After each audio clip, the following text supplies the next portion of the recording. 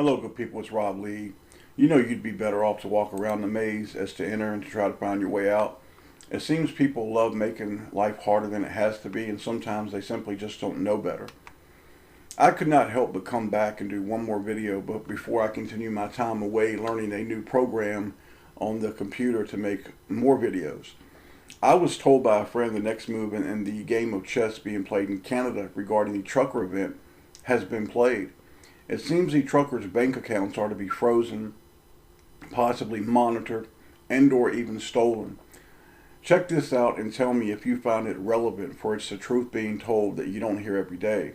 You give it a listen and then we'll tell you what freezing the truckers' bank account in Canada means to you.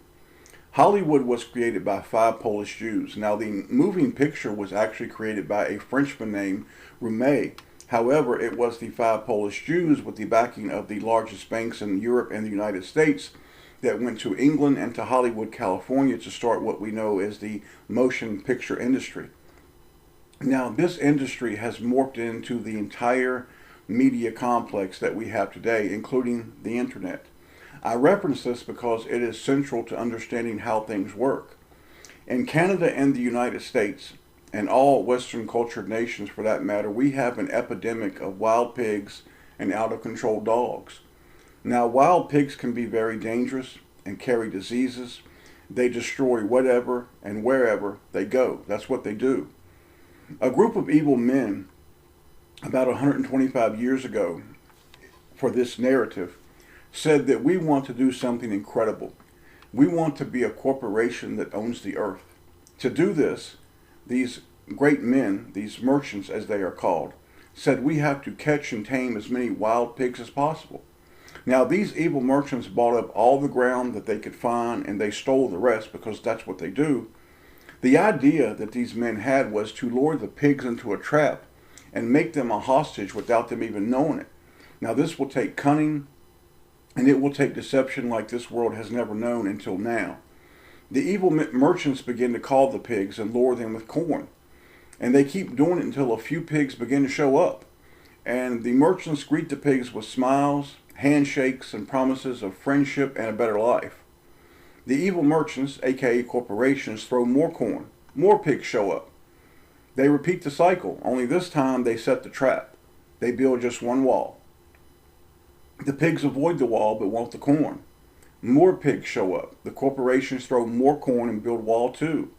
More pigs show up and they build wall 3.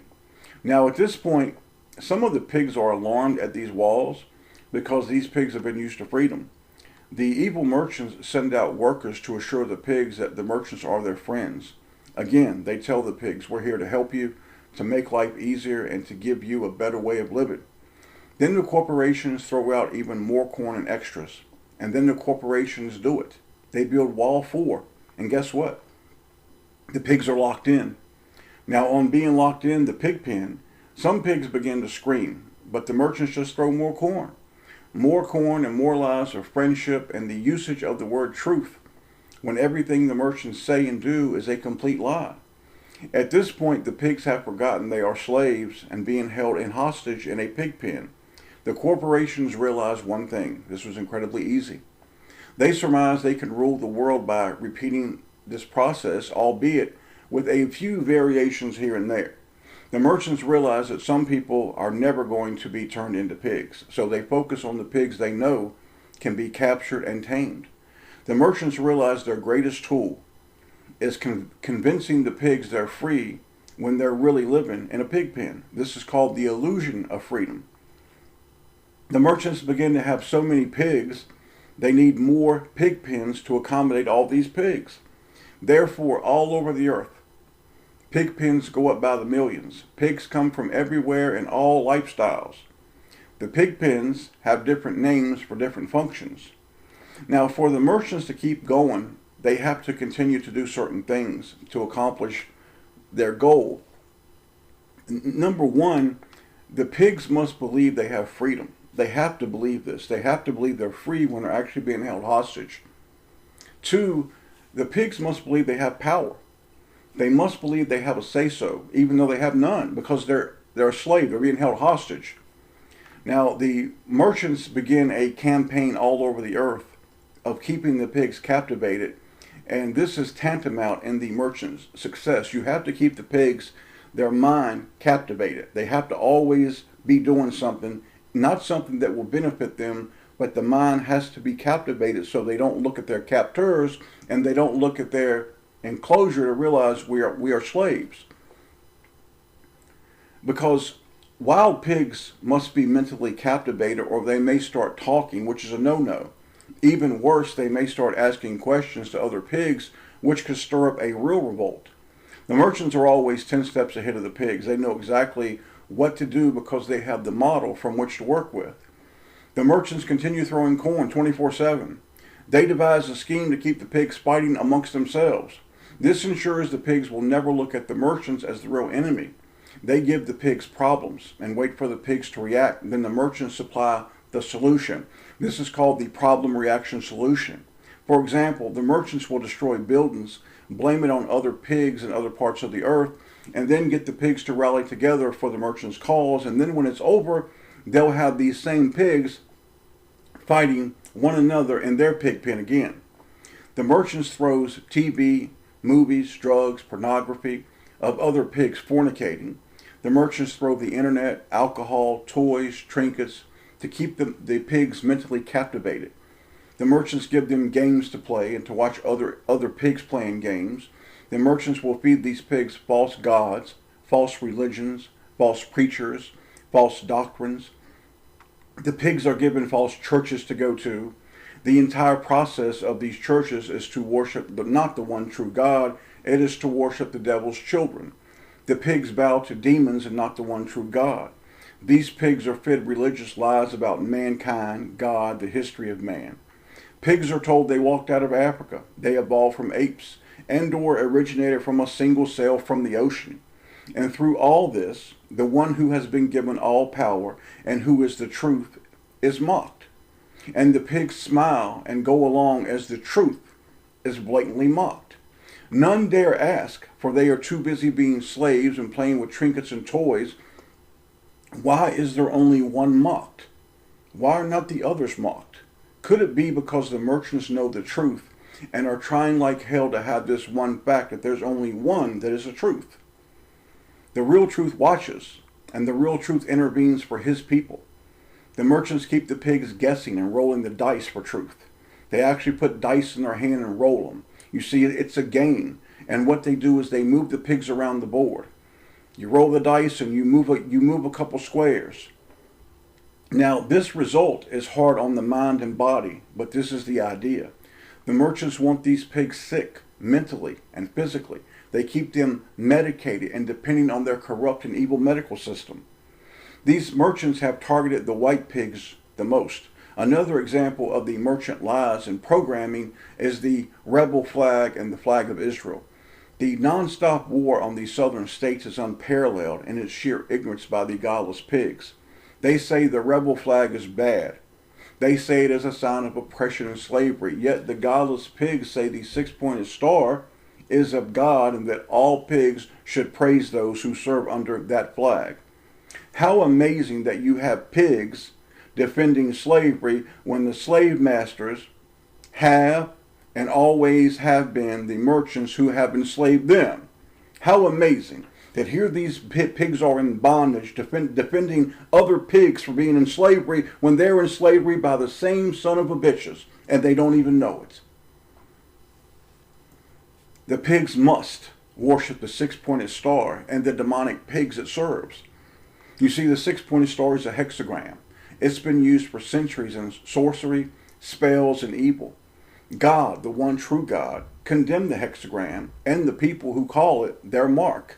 Yet the masses hold the flag and the people as special and even chosen, but the southern flag and a people who were murdered, pillaged, and raped for their culture is regarded as bad. All this is lies and sleight of hand by the masters of deceit, the corporations.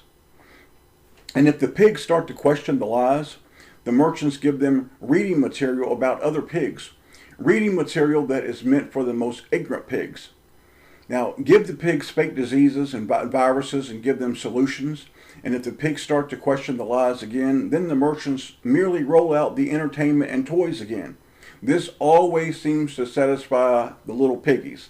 Give them a brand new phone, and this seems to shut them up for 6 months or a year or two. You see, the pigs love being amused and treated like pigs. When the pigs get a little restless, the merchants rinse and repeat the pigs' brains by rolling out another movement, fake shooting, or meaningless made-up cause that is planned by the merchants. And to put on a really believable show, the merchants tell certain pigs to burn it all down, and they'll rebuild it with the pigs' money. And when the pigs get too noisy, the merchants will have other pigs called police to monitor the pigs. You have pigs watching and policing pigs. The merchants keep the pigs talking about the evils of 5G as they use it in their pig pens. Speaking of G and what's important, why do the pigs never discuss 1G, which is far more powerful than 5G? You know, 1G as in one God. In addition, when the night comes, the merchants make sure the pigs are eating like pigs because it's important to keep the pigs eating a lot. You got to keep them sick. Make sure the pigs are using their toys to become less and less informed about all things that are irrelevant. The merchants keep the pigs in total darkness and feed them lies about space, planets, space exploration, and a place that does not exist except in the merchants' studios. The pigs love it. They scream and shit themselves for all these lies. They wallow in their own shit. The pigs love the fantasy about UFOs and alien pigs coming to save them. And if you try to reach the pigs with the truth about real demons and real cursed beings that actually have snakes' tongues in their mouths, they'll laugh and continue wallowing in their own feces. You see, because a pig cannot be taught the truth. And when the pigs have a moment of clarity, the merchants will roll out the talking head agents. Now, their purpose is to deceive, misdirect, and lie to the pigs 24/7 while pretending to be on their side. Now, these hideous monsters are crucial to the survival of the merchants, for these beings must become trustworthy to the pigs. You see, the pigs must trust these monsters. In fact, many pigs dedicate their enslaved lives to living the way these agents of the corporations tell them. The merchants of fear love keeping the pigs in a constant state of fear. They tell the pigs if they're not good little piggies, they'll be hauled off to FEMA camps. In 2015 through 2017, the internet was saturated with talks of Walmart and an operation called Operation Jade Helm. Walmarts were to be the new prison camp for the piggies. I laugh at such pig shit. Why move them, I say? The pigs need not to be moved. They are prisoners in their own homes. They are prisoners in their own minds where it begins. Why do you need to move them? Move them for what? All this nonsense and bullshit talking about FEMA camps and prison camps. You don't need to move people that are already a prisoner, man. You got to think deeper. Think, people. Let your spirit and your mind take you deeper in the truth of this world. And this must come from the one true God. All of these lies, fears, and control is funded by the merchants. It is a full-time job and a full-time war. The merchants have many weapons. They keep pigs in the United States, especially talking about the guns they have. Now, guns are useful when in the hands of men. However, very few pigs seem to understand the weapons of direct energy. These are the weapons of the merchants, and they can be used against the pigs whenever the merchants choose, or is it whenever God allows? When you start to understand that, you start to see something bigger unfolding. We turn our attention to the Freedom Convoy in Canada. Now, let me say, I love the Canadians. I have a few brothers and sisters there. In so many ways, the United States and Canada are joined at the hip. I have a question to those who are opposing the vaccine and protesting. Now, if your persuasion is that you're anti-vax, and I certainly am, and you claim that you have faith, then why not simply deny the vaccine and go on with your life? What's the need to protest and to sing and to do all? What's the purpose of it? Now, you may say, but they are threatening us with loss of jobs and rights, and if we do not vax, we can't have this, we can't have that. To which I say, yes, They are doing the same thing where I live and have been doing it for 3 years. I give it to my God, and then I go on about my God's business, and I let him take care of it for me. Is it because these pigs are scared and really have no faith at all? None, zero. They do squeal very loudly, though. Let's continue. Tens of millions of people in Canada and around the world have invested their time, money, and heart into hoping this event in Canada would be the beginning of a revolution to make things better. Well, what has been the result thus far? What? Certain people will say that much has been accomplished. The video makers on BitChute are going to say that the supporters and the people in Canada, that they have let the enemy know that they mean business now. Yet the reality is this: nothing has changed. Why? Why? The precursor to Stalin was a diabolical devil named Vladimir Lenin, a demon of the synagogue of Satan who was responsible for enslaving and murdering tens of millions. He said this, and I quote, "The best way to control the opposition is to lead it ourselves." This is incredibly important to understand. The merchants know that people and even pigs have limits and can get hurt, they can get angry and get fed up. And when this happens, they'll revolt. And if these pigs and people ever revolt with God's blessing, it will be all over for the merchants. Therefore, the merchants will actually create movements themselves so they can be 100% controlled and guided to accomplish their agenda, and not allow the people's desire for freedom and truth to get the best of them to where they may do something that comes from the heart. So the devils get out in front and do it for them so they can control it. This is a great and powerful tool for keeping the people as pigs locked in their pig pens. And this is exactly what has happened in Canada, whether you like hearing it or not. The threat of freezing bank accounts has been used before. It's been going on in the United States for 10 years with gun rights. It works well on pigs. When you start telling people, especially in times like this, that you'll take their money, it scares them, makes them sit down and be quiet, which is the agenda. It doesn't have to be like this for you and others. The threat of taking people's pensions, loss of jobs, Social Security, denying medical care, and even removing people from their homes or apartments is going to be used more and more as we get closer to this world finishing its business. Does this affect you? Good people, nothing has to affect you but so much, unless you want it to or you give into it. You can leave the pig pen and never ever return. By threatening the truckers' accounts, this will ensure that a real strike like this will never happen in Western cultured nations. This was the agenda to start with, because the one way to really fight back would be to stand up to commerce, would be to do it with God, but you would have to be able to tell commerce, we won't buy anything. This scares the hell out of the merchants, because now you're taking the power out of their hands. So all they did was create an event to make sure that it would never happen again. This event in Canada was planned and coordinated by the corporations. There were real Canadians there, but the movement was planned and carried out by the agents of evil. I told you from the beginning, it was a show by the corporations. It was a theater of lies. Many of the players involved are not even truckers, they're crisis actors.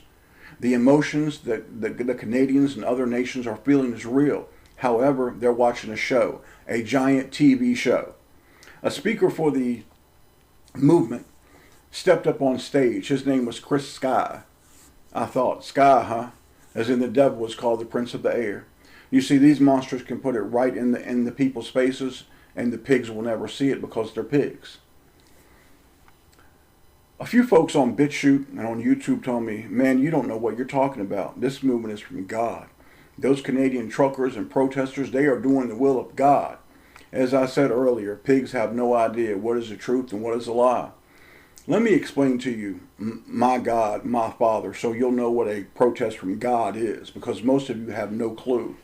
A protest from God will be centered on what's most important to God, this being Jesus Christ. So if a protest is not centered around Jesus Christ, guess what? It's not of God. Are you getting it? If it's of God, it'll be, the center will be Jesus Christ. If Jesus Christ is not the center of your protest, you don't have a protest from God. You just have a bunch of pigs squealing. Let me ask you a question. Why do you not see worldwide protests, marches, or even people just speaking out like I'm doing about the murder kidnapping, and abuse of children. Why? You mean all these people in Canada, the United States, England, all these places, Australia, you mean these son of a bitches can't speak up for the children?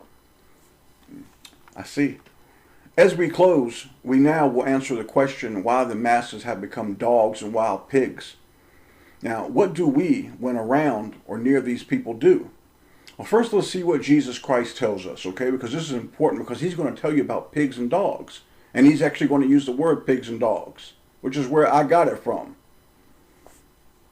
John 10:3 says this. This is Jesus talking about himself. To him the porter openeth, and the sheep hear his voice. And he calleth his own sheep by name, and leadeth them out. He leads them out. They're not captive anymore. They are following Jesus Christ. John 10:5. And the stranger will they not follow, but will flee from him, for they know not the voice of strangers. You see, the one true God and Almighty Father told us to follow the King of Kings, Jesus Christ, his Son. And we do and will forever. We don't hear the devil. We don't hear other pigs. We don't hear puppets. We don't hear governments, politicians, or pretenders, or talking heads. We hear only Jesus Christ 24/7. We don't live in pig pens because we're not pigs. We are the sons and daughters of the one true God. Shall we go further and close? We read the words of the King again talking about pigs and dogs. And think about what Jesus is saying to you personally after you're understanding the pig analogy. Matthew 7:6 says this, the words of Jesus Christ. Give not that which is holy unto the dogs, neither cast ye your pearls before swine, a pig, lest they trample them under their feet and turn again and rend you. Now, what is a dog, you ask? A dog in the Bible is considered a non-believer. And also, think about the LGBTQ, all these movements, man.